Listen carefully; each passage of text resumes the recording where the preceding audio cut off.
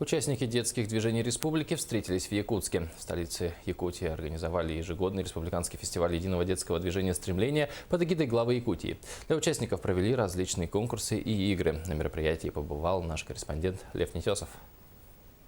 Долгожданное мероприятие этого года началось в понедельник. В течение 2 дней для участников детских движений организовали множество коллективно-творческих дел, увлекательных занятий, интересных встреч и конкурсов.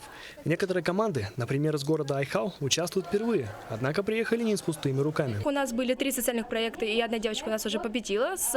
«Я волонтер», заняла 1-е место.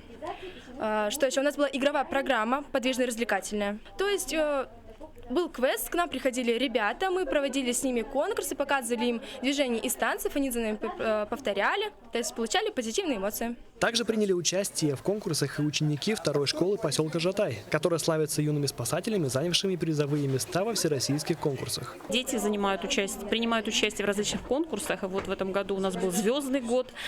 Дети приняли участие в конкурсе «Лидер 21 века», заняли 1-е место на республике.